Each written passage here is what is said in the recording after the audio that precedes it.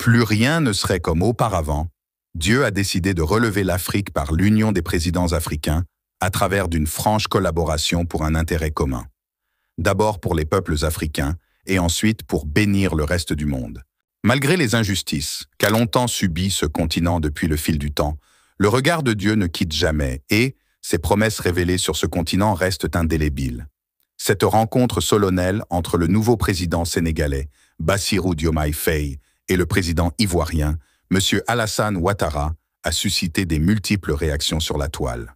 Au regard des différentes révélations et ses accomplissements, nous pouvons certainement encourager et apprécier cette union de chefs de l'État africain. Aussi vrai que cette rencontre de chefs d'État cache plusieurs révélations pour le développement de ces deux pays, la nation sénégalaise et la nation ivoirienne.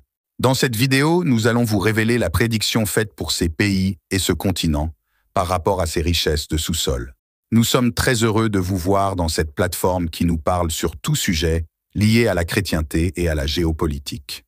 Alors, vous êtes nouveau, n'hésitez pas de vous abonner et d'activer la cloche de notification pour prendre rendez-vous à chaque nouvelle publication. Cependant, dans ce présent moment, nous n'avons aucune raison, aucune condamnation pour demeurer dans la misère et dans l'échec. Tous ces derniers signes révèlent le pouvoir africain devant la puissance étrangère.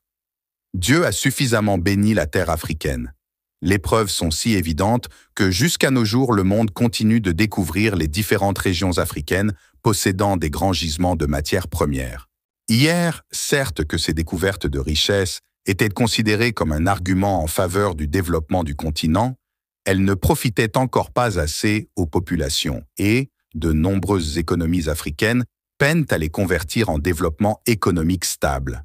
Des principales raisons expliquaient cette situation décrite autrefois comme une malédiction des matières premières en Afrique par les économistes. Jadis, les peuples africains ne seraient donc pas à la hauteur d'extraire de ces matières précieuses en un Eldorado. Comme le vieux visionnaire, Feu Félix Houphouët-Boigny, ancien président ivoirien, avait prédit l'avenir de son pays et de l'Afrique en général. En effet, cette prédiction était considérée comme une prophétie dont tous les Africains devaient bien appréhender. Tout le monde peut prédire l'avenir, les hommes de Dieu, les philosophes et même de personnes ordinaires, au moins que cela soit manifeste. Dans ses dires, ce président parlait de la révolution africaine, dans le 20 ans ou 40 ans à venir. Les Africains seront capables de transformer leurs matières premières, ce que nous sommes déjà en train de vivre. On peut retarder le progrès. On ne peut pas supprimer le progrès. Nous avons la certitude que dans 20 ans, 30 ans, 40 ans, au plus, qu'est-ce 40 ans dans la vie des peuples quand le monde compte des milliards d'années d'existence? Nous aurons des hommes capables de transformer nos matières premières. Quand nous aurons à discuter en ce temps-là, quand ils auront à discuter en ce temps-là du coût de l'acier, non pas de minerai de fer, bien alors, il y aura un langage qui sera compris, le langage de l'intérêt commun. Récemment, une vidéo devenue virale sur la toile où nous voyons un homme en train de témoigner sur la prestigieuse découverte gigantesque de gisements d'or pur faite sur la nation ivoirienne. Alors que cette découverte n'est pas seulement observée dans la nation ivoirienne, plusieurs autres pays du continent africain l'ont observée. Puisqu'on a trouvé en Côte d'Ivoire la plus grande réserve aurifère au monde. Ce n'est pas en cherchant de l'or qu'on l'a trouvé. On cherchait d'autres minéraux pour les batteries de voitures, pour voir si on pouvait exploiter la population ivoirienne comme on exploite d'autres populations du continent africain. Et quand je dis énormément, l'or qu'on a trouvé en Côte d'Ivoire, il y en a tellement que si elle était exploitée trop rapidement, la valeur de l'or deviendrait très basse. Et continuer de témoigner sur ces découvertes de matières premières. À l'occurrence, la nation sénégalaise, elle aurait également fait une découverte de matières précieuses. Ce continent est incontestablement la région la plus riche en ressources naturelles. Le continent a littéralement de l'or sous les pieds. À l'échelle mondiale, il est estimé que l'Afrique représente 40% des réserves d'or, 30% des réserves de minerais et 12% des réserves de pétrole. Le président du Sénégal, Bassirou Diomaye Faye, a appelé mardi à Abidjan à la mise en synergie des capacités ivoiriennes et sénégalaises pour faire face aux nombreux défis, y compris ceux liés au contexte de crise économique mondiale. Il s'est exprimé lors d'un point de presse conjoint avec son homologue ivoirien Alassane Ouattara à l'occasion d'une visite officielle en Côte d'Ivoire. En effet, la pertinence de cette rencontre a révélé des nouvelles perspectives en matière de développement, dont serait pour la plupart la conséquence d'exploitation de matières premières, découvertes récemment par ces deux pays.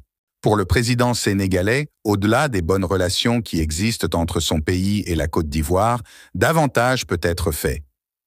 Il a estimé que les récentes découvertes minières sont une opportunité historique pour les deux gouvernements de mutualiser les connaissances, les efforts et les stratégies pour tirer les meilleurs profits de ces ressources.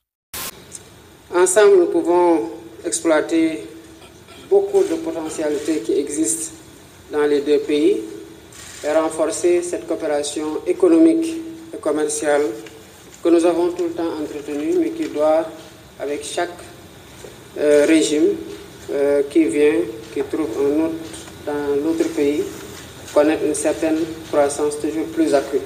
Le président Diomaye Faye précise en ces mots: « Si nous mettons en synergie notre capacité comme je le souhaite, et comme il en a toujours été avec un niveau toujours plus appréciable, il est sûr que nous pouvons également faire face à de nombreux défis, y compris ceux qui sont liés au contexte de crise économiquement mondiale que nous sommes en train de vivre. Ensemble, nous pouvons exploiter beaucoup de potentialités qui existent dans les deux pays et renforcer cette coopération économique, commerciale que nous avons tout le temps entretenue, mais qui doit, avec chaque régime, connaître une croissance plus accrue, a-t-il dit. Nous voulons tous voir les accomplissements de certaines prédications faites par le monde concernant notre précieux continent. Merci infiniment pour votre attention. Si cette vidéo vous a été utile, alors n'hésitez pas de le partager avec vos contacts pour une plus grande visibilité. Et n'oubliez pas surtout de nous dire dans le commentaire vos différentes impressions sur cette actualité. On vous dit à la prochaine publication et restez connectés sur notre chaîne God Blessed 243 simplement chrétienne.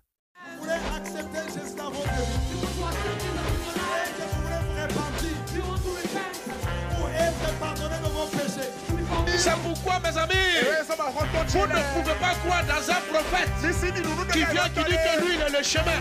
J'étais païen, j'étais beau, je deviens chrétien, je deviens vilain. Comment? Le silence, ce n'est pas un vide, c'est un puissant langage de celui qui sait ce qu'il fait. C'est le langage du mature. La personne qui est mature répond de fois par le silence, se tait seulement. Si le ciel s'est réconcilié avec la terre par la croix,